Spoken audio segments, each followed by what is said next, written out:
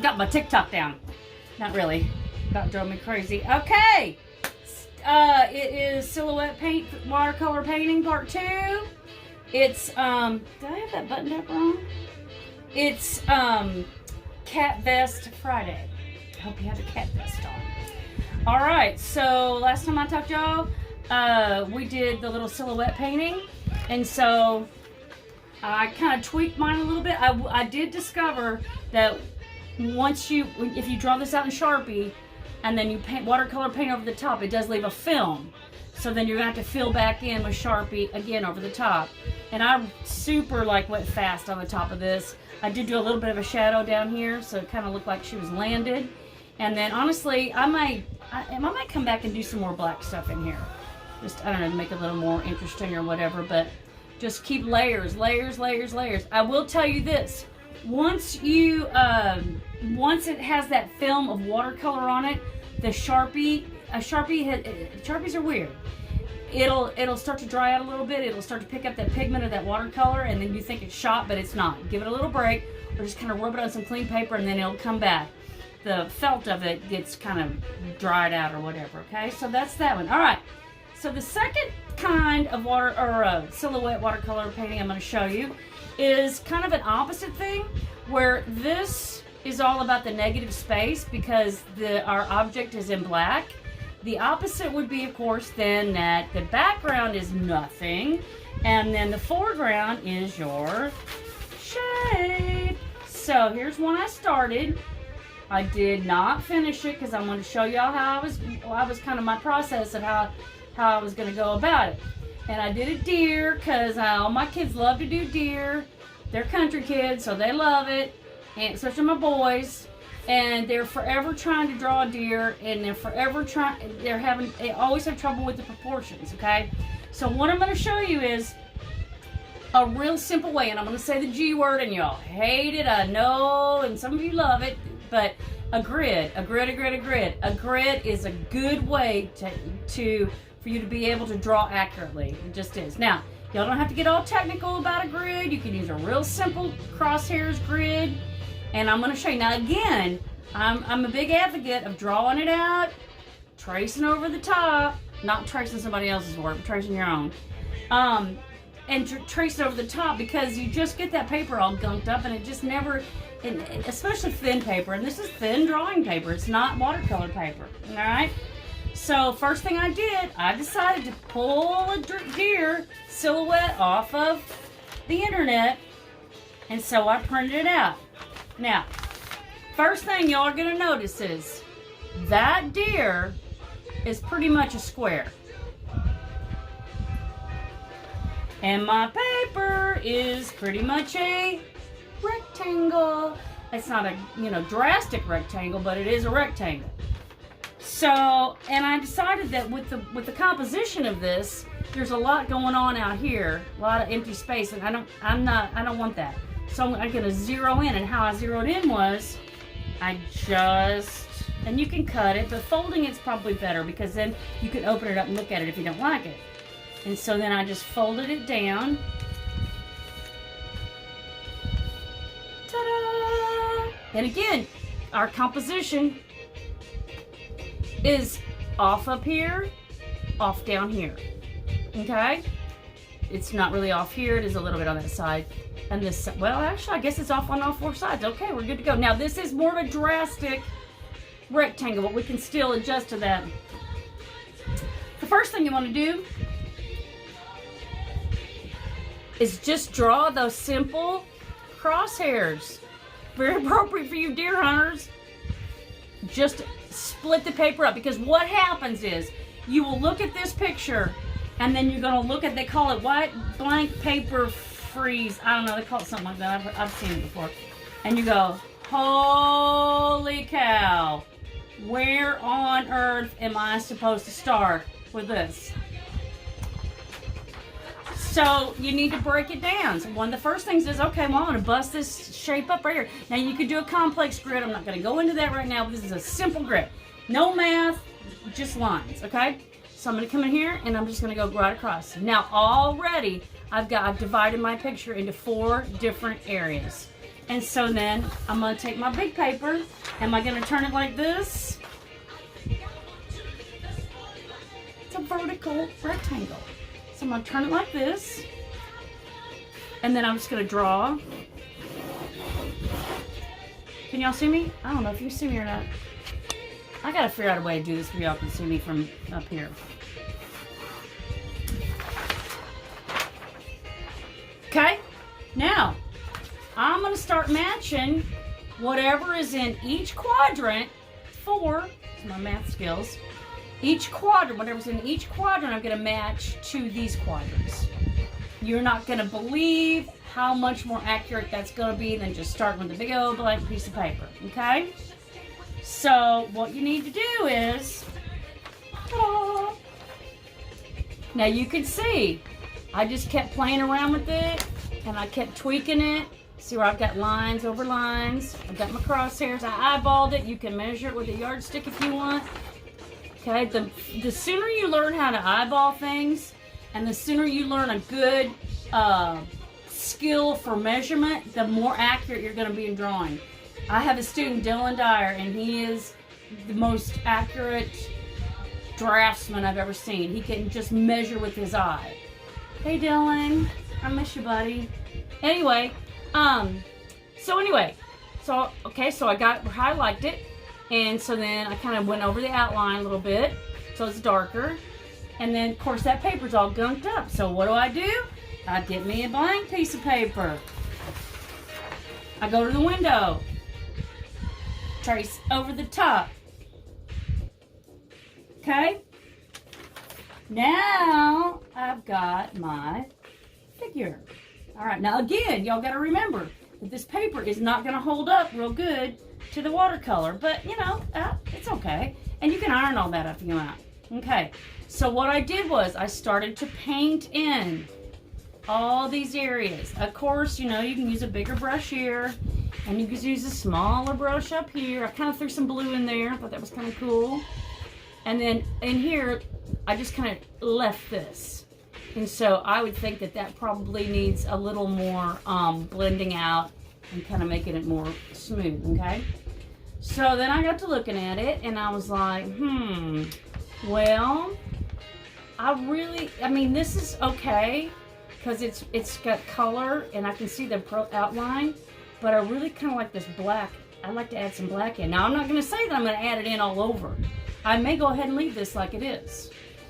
And if you look online, a lot of these silhouette paintings, they came back and they splashed, like a splash up, just to kind of add a little depth to it or a little, make it more interesting rather than just big flat background, okay?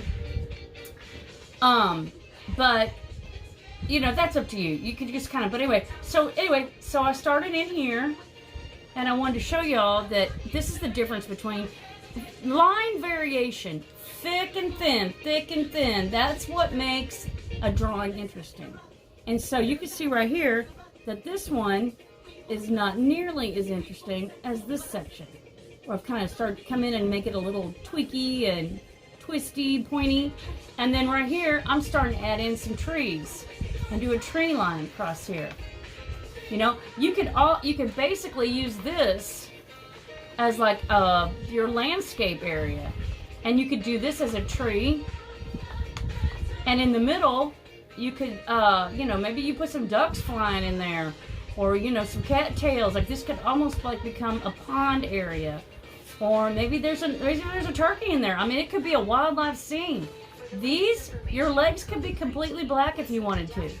Your antlers could be, it's fun. Just keep playing around with it. So I'm going to add this on. Now, I will say this. I would do this. I would make sure I keep this one in case y'all want to do another one. Or in case you mess this one up. Okay? And I'm not gonna do it today. I'm gonna play around with it this weekend, and I will show you my finished product next week. But basically, that's it. And you can just do a million things with this. So watercolor pencil, watercolor, then Sharpie, fine Sharpie, and you can see where I got some pencil marks still going there. I'm not gonna fill in with the paint because y'all know how to do that. I have to go through all that.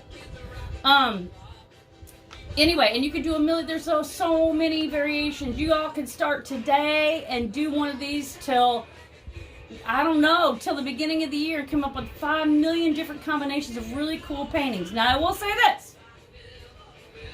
Inevitably, this will happen. Y'all are going to go out of these lines. And you're going to be like, oh, can I erase it? No, you cannot erase it. You are going to want to, and I know how y'all are, you're going to want to have the tendency to cut this out. Can I cut this out and put it on a piece of paper? Hold on. I haven't seen Piddle. Oh, there she is. Yes, you can cut it out and put it on a piece of paper, but the minute you do that, it becomes a whole different ball game. Then it enters into what is called a collage, which is, you know, things put together, different pieces of paper put together. And it sort of loses the integrity of the painting, but it does lose the integrity of the painting. But I mean, it could be a collage if you want. But once you do that, and I know, you know, kids, we've talked about it a lot. And sometimes when that happens, y'all just want to cry. And I'm like, man, you know, if we do a collage, it's going to have to go into a whole different realm, which I got off on that tangent. Sorry, just don't mess up, all right? Okay, then, in addition to that, the other thing that you can do is you can actually make a silhouette of somebody in your family. Obviously, now you can't go get a stranger because we've got the social distancing and all that. But you can make a silhouette, and I am going to show you how to do a silhouette right now.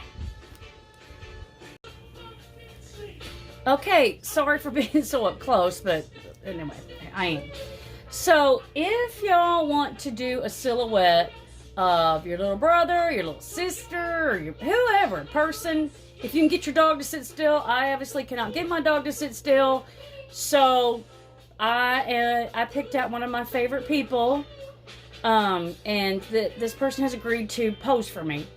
And so, what y'all need to do is you need to get a good light source, you know, obviously coming from that direction, and you need to put a piece of paper against a flat surface, and then have that person hold still. I did this with my kids. It's what hour was that? Second hour? I think it was second hour. And it was fun, you know. And so once you get that silhouette, then there's a lot of things you can do with it, you know. I had a kid, Rachel. Shout out to Rachel, who took first place at the Middle Area Art Show several years. Not in first place, she got best of show with a silhouette, and she had filled it all in with all kinds of little drawings and things that represented her, like a personality drawing. So anyway, that being said, I put that t-shirt on there so y'all could listen to me instead of looking at what I'm fixing to draw. And so, ta-da! Hello, darling. I love this monkey mask. I love it so much. It's on a pole, on a crate, on a tub. On a tub, on a crate, on a pole. That's exactly.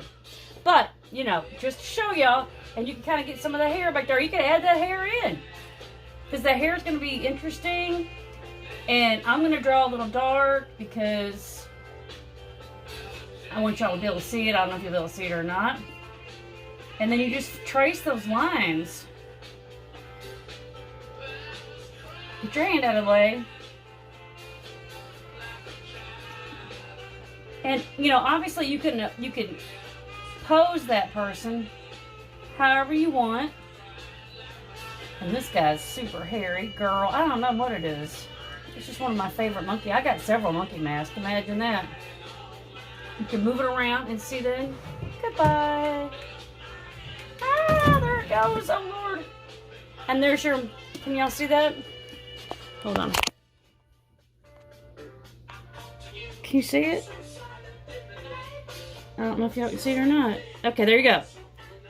Alright, there is the silhouette. Bye.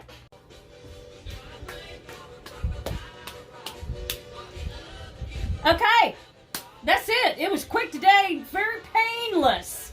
Sort of painless. I think next week I'm gonna, I say that and then sometimes I don't follow through. I change my mind, just whatever. But I do think that I might show y'all how to macrame. And I think I might do some scratch art. Y'all like that? And I think it's pretty simple as long as you have some black paint and crayons. And what else?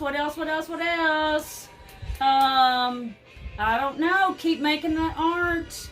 Keep staying away from each other. Hey, I want to tell y'all. There's this thing. It's called school email. Yeah, I know. It's not a TikTok. It's not a Snap. Whatever. Friend chat. What? Blah, blah. Twitter. School email. vvisnovsky@CW Tigers. And on that note, I'm gonna say, hey Becca, how you doing, girl? Becca emailed me this morning. Bam. Love you, love you, love you. Have a good weekend. I'm sure y'all got a belly full of morel mushrooms. Thanks for sharing. See you Monday. Or maybe see you Monday. See you Monday.